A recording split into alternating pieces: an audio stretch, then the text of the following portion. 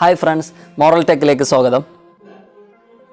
2018-ലും 2019-ലും SSLC കഴിഞ്ഞ കുട്ടികൾക്കുള്ള ഒരു സന്തോഷ വാർത്ത അറിയിക്കാൻ വേണ്ടിയാണ് ഞാൻ ഇന്ന് ഈ വീഡിയോ ചെയ്യുന്നത്.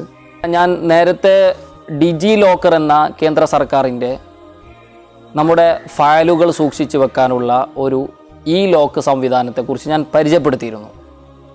അതിൽ ഒരുപാട് നമ്മുടെ ആധാർ കാർഡ്, ലൈസൻസ് മറ്റു പല ഡോക്യുമെൻ്ററികളും നമുക്കതിൽ സൂക്ഷിക്കാൻ വേണ്ടി പറ്റും.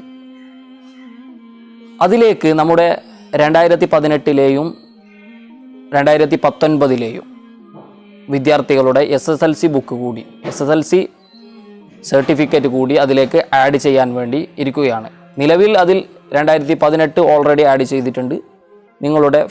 നിങ്ങളുടെ രജിസ്റ്റർ നമ്പർ വെച്ചുകൊണ്ട് അതിൽ രജിസ്റ്റർ ചെയ്ത് നിങ്ങളുടെ SSLC സർട്ടിഫിക്കറ്റ് അതിൽ സേവ് ചെയ്യാൻ വേണ്ടി സാധിക്കും. ഡിജി ലോക്കർ എന്താണെന്നതിനെക്കുറിച്ചും അതിൻ്റെ ഉപകാരം എന്താണെന്നതിനെക്കുറിച്ച് ഞാൻ നേരത്തെ ഒരു വീഡിയോ ചെയ്തിരുന്നു. അതിൻ്റെ ലിങ്ക് ഞാൻ വീഡിയോയുടെ ഡിസ്ക്രിപ്ഷനിൽ കൊടുക്കുന്നുണ്ട്.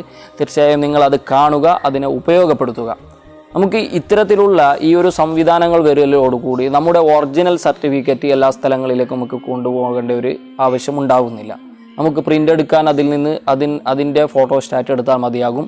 അതേപോലെ തന്നെ നമുക്ക് ഒറിജിനൽ കാണിക്കേണ്ട സ്ഥലത്ത് നമ്മുടെ ഫോണിലെ ആപ്ലിക്കേഷനിലെ ആ ഡിജി ലോക്കർ കാണിച്ചാൽ മാത്രം മതിയാകും.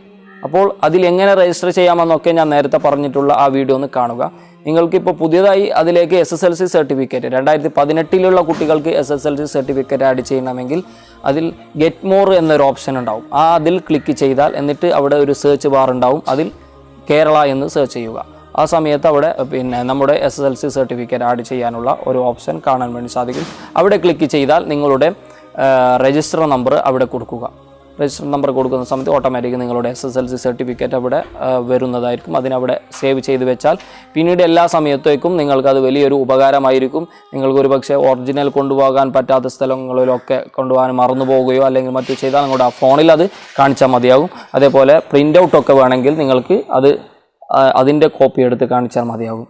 അപ്പോൾ നിങ്ങൾക്ക് ഈ വീഡിയോ ഉപകാരം ഉണ്ടായിരിക്കുമെന്ന് വിചാരിക്കുന്നു. മറ്റൊരു വീഡിയോ നമുക്ക് വീണ്ടും കാണാം. ബൈ.